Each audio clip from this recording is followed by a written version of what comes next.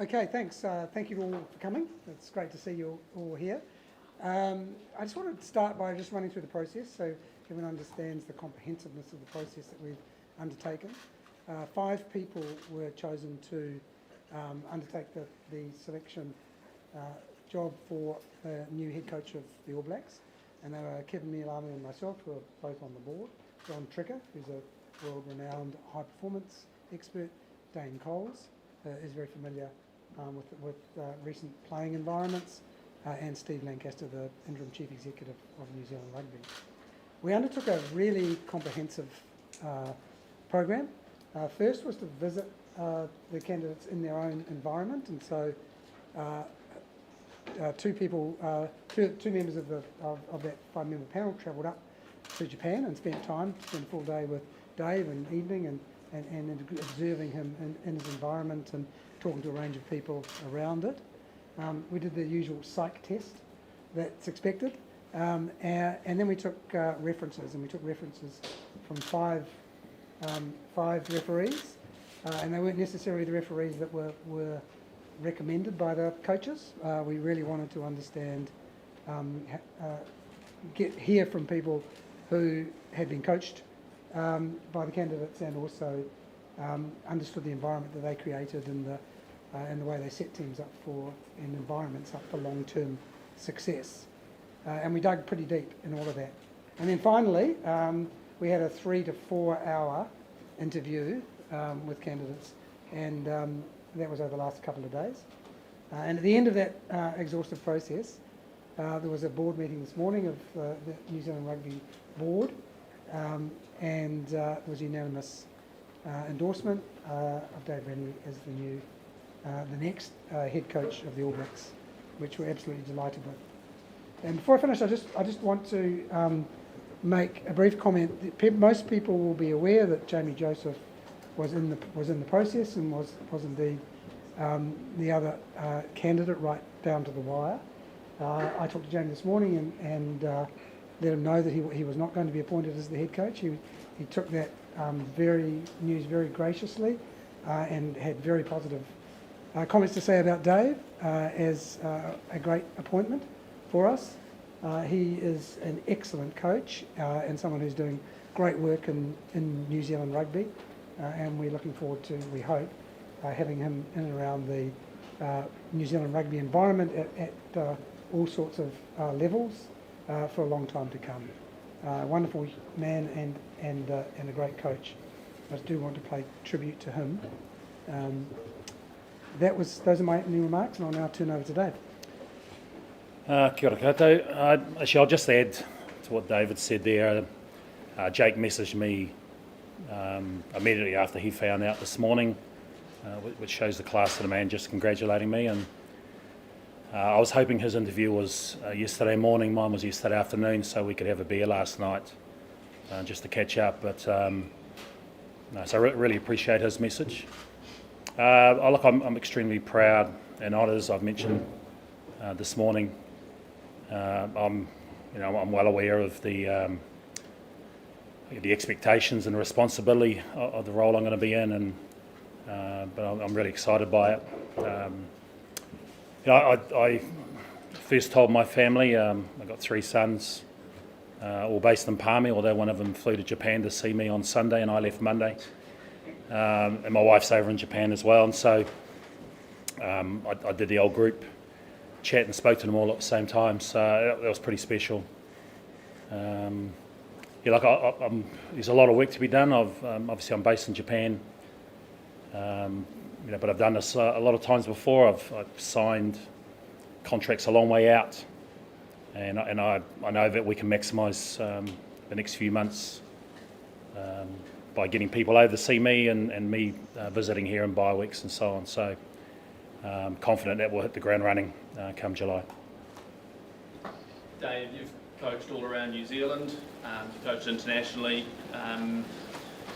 What does it mean to you to land this gig, knowing the road that's ahead and I suppose the path you've taken to get here, to be here today? What does this mean to you?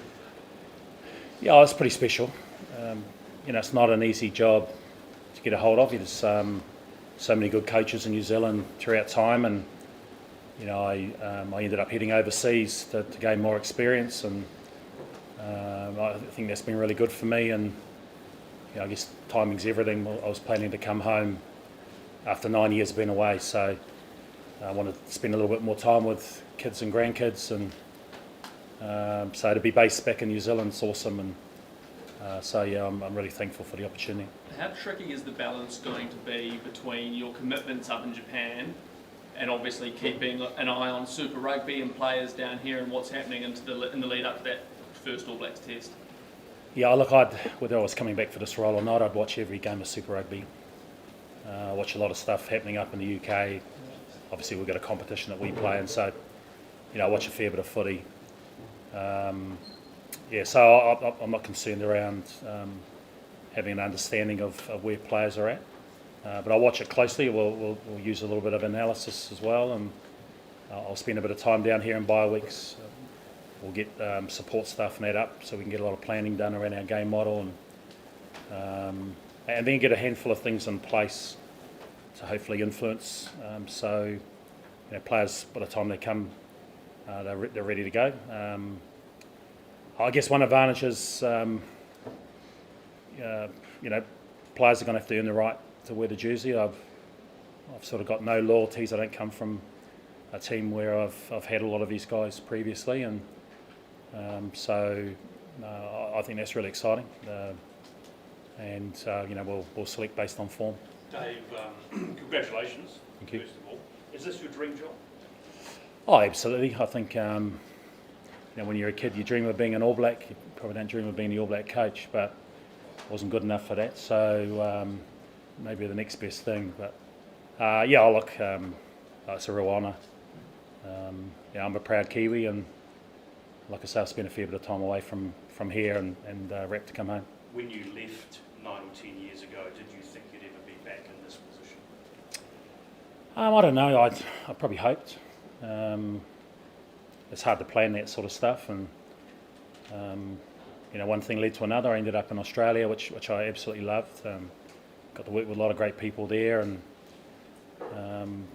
my last 3 years I've been in Japan, which has been awesome. And so, I think I'm a lot better coach than I was 9 years ago when I left. The Aussie experience didn't end well, for a matter of fact, a number of factors.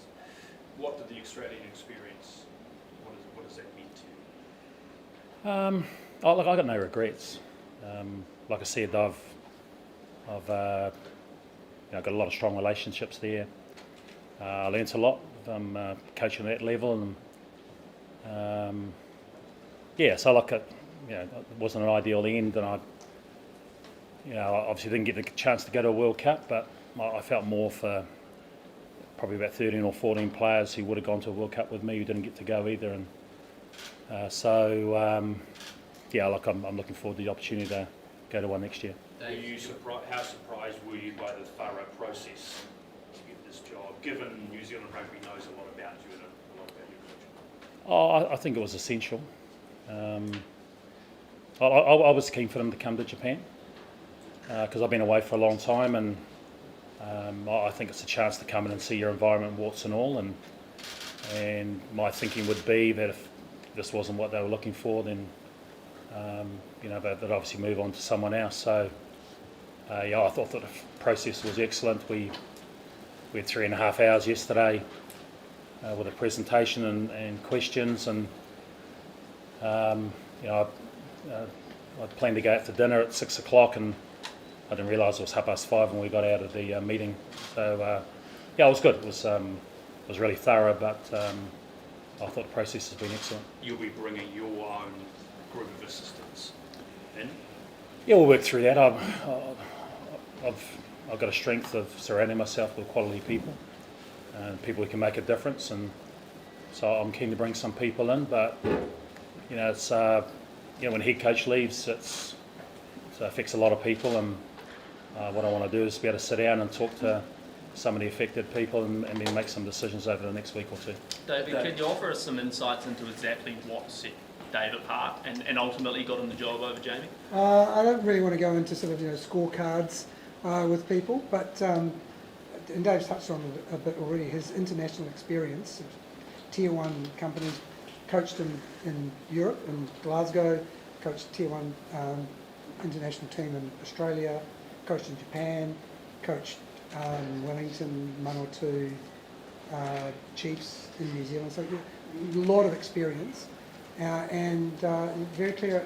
Was able to deliver to us a very clear understanding of how and systematic way in which he would build culture or build on the culture, and at the same time a very systematic and analytical way of talking about what it takes to win rugby matches in the modern era, and how that can gel and does gel with who we are as a people here in New Zealand.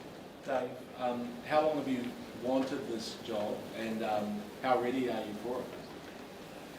I'm not sure how long I've wanted it, but I think I'm ready for it. I've coached across the world. I've actually worked with some fantastic people, and I've learnt a lot. I'm really excited to come back home and do the jersey justice. Dave, was there any hesitation at all accepting this job to bring it up here? No. I'm well aware of the expectations and the scrutiny that goes with this role, I'm really excited by it. Dave, you mentioned referees, CB referees, Yep. referees, not referees. How much were players consulted? Yeah, a number of players that had played under. Current and former? Yes, current and former who played under Dave were on the list. Dave, congratulations. You mentioned in the release that you know the style you want to play. Explain both that a bit more, but also your renowned culture, the culture that you want to instill within the Olympics. I think from a culture point of view, I want to dig down into the legacy. I think what I've done well in other parts of the world is I've done a lot of research and I've spoken to a lot of people and to get a bit of clarity around the direction we need to head in there, and so there's some fantastic people I can talk to and grow my understanding around that.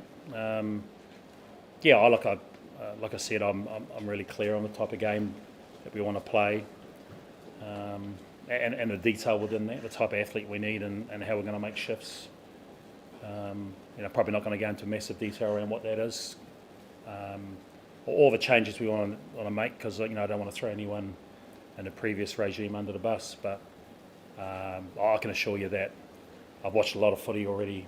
I've got some firm ideas around the shifts we can make that'll make us better, and looking forward to ripping in. We obviously won't have access to players at the moment anyway, so there's going to be a big focus around planning and detail with the group once we've sorted that out. Through all your recent experiences and through your adversity, what are the maybe couple of lessons that you can take out of that coming into I've been involved in this for a long time. I started coaching when the game was amateur, which is a long time ago, obviously. I think, I started at club footy and I made a lot of mistakes off camera, which is probably a good thing, and I'd encourage others to do. It's been a lot about people for me. I'm just really passionate about the game, and it's given me and my family an opportunity to travel and meet a lot of good people, and it's probably shaped me as a person. So I'll take all that into the All Blacks. You mentioned culture before. Do you think this All Black team needs a reset on that culture and All Blacks leads? I'm not sure if reset's the right word. I just think we've got to focus on it, and it's a key part of understanding who we represent and how we want to be perceived. And so I can assure you that we'll be really clear on that, and that'll be driven within. Dave, you've worked closely with Arnie. What's he said about the All Blacks and how you can get better? I'm not going to divulge what conversation we've had. He's a proud All Black. He's over in obviously Cuba at the moment, and he's he's getting his body right, and he's playing good footy for us, and I know he's really excited about the future. And so, our job is make sure he returns mentally refreshed, but in better condition than he arrived. Dave, you said players had to sort of earn the jersey. Is that the same for the captaincy? Yeah, I think you've got to work through those things, and I'm keen to have a chat to players, and so I know obviously Scott Barrett, fantastic player and current captain, and so I'll be keen to have a chat to him about I guess going forward. Dave, have you spoken to any of the All Blacks leadership? No. So captaincy is not at the forefront of your mind at this stage? No. Dave, can the All Blacks win the World Cup next year, and what will it take? Well, the answer is yes, and it'll take a hell of a lot of work. It'll take a lot of alignment. Just ensure we're all working together. And I think when we look at a game model, we've got to make sure that players and staff, and by staff I mean coaches and S&C and medical, and we're all aligned, so we can get the athlete in the best possible position to execute and play well. So it's a sprint from here. By the time we start, we'll have about 15 months to a World Cup, and well aware that the way the draw works out, in typical fashion in a World Cup, likely to meet South Africa in a quarter-final. So we'll get a bit of practice against them this year. Dave, you've no doubt watched the All Blacks play over the last 2 years. What's your assessment of where they're at, and have the All Blacks lost a little bit of ground at the point end of the international game? I think what we don't understand in New Zealand is the quality of the game in the north, and I think we think that all the innovation in the game happens here, but there's some fantastic rugby being played in other countries, and so there's a bit of a player drain here. A lot of our best players will eventually leave and play overseas, and it strengthens their rugby, and there's a lot of smart coaches across the globe. And so my time in Glasgow helped me realise how strong the footy is up there, and as you can see, like Six Nations is massive, the quality of the French and so on. So I just think it's a competitive landscape now, and we've got to make sure we're working hard to be brilliant at basics and get real clarity on our game, and then how we can implement that. Considering the amount of players of Pacifica heritage within the All Blacks now and in history, how important and significant is that you of Pacifica heritage are the first All Black coach to come from that region? I suppose I hadn't thought about it, but I'm really proud of that fact. My mum, I think I mentioned this morning, she's from a small village, Tirikāwhika in Rarotonga, and just a beautiful part of the world. And she was a really great athlete as a kid, and she left for New Zealand to make a bit of money for the family, and met Dad, and still spent a lot of time in Rarotonga. I go back for 6 months when it was a little bit cold in New Zealand, but she was hardworking, inspirational, and as I mentioned, she had a massive impact on me and my brothers and sisters. So I know she'd be really proud. So I'm honoured to represent the Cook Islands. Would it help with your connection with the players, the Pacifica players? Is that an important part of what you do? I think having a connection with all the players is important, and we've got a fair bit of diversity within the group, and I think the ability to celebrate that is important. So I look forward to doing that. David, post 2027, is there an option for Dave to re-sign? How long does that look like post 2027? There's always an option to resign. No, isn't it? Not an automatic option Yeah. to resign. No, it's a contract to the end of 2027. Dave, Um, post 2027. Geez, what is it? Day one. All about forward thinking, mate. Yeah, you can't plan too far ahead in this game, as you know. So, I'm keen to get my feet under the desk and rip in. I've got to do a good job that'll decide whether I'm here beyond that or not. David, what were some of the key factors with Dave winning the job? Well, I think I've touched on them already. The global experience and arranging these, and Dave's touched on what that's taught him. And Jamie?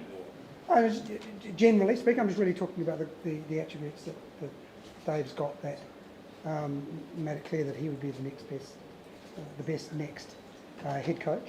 And secondly, as I said before, his ability to talk about how he's been able to build cultures and teams and team performance, and his ability to analyse and explain the way the game, his view of the way the global game is moving and changing, and how we need to adapt and we need to use a whole range of attributes and qualities that we've got in the New Zealand game to take advantage of the opportunities. Dave, you have a 75% win rate against the Springboks at international level. Is there something, secret sauce that you haven't revealed yet to beating that? I'm not sure about my percentages against other teams, but the rivalry's massive, isn't it? I'm really excited about that tour. Some people might think it's daunting, but we're going to get 6 weeks in Africa with 40 odd players. It's a massive opportunity for us to really drive culture, really get a lot of detail around our game model, and come out of there 12 months away from a World Cup with genuine clarity and excitement. So, really looking forward to that. Go on, James. Thanks, mate. What did your family say, in particular? What was the message you got, and what was their reaction? The wife was yawning because I woke her up.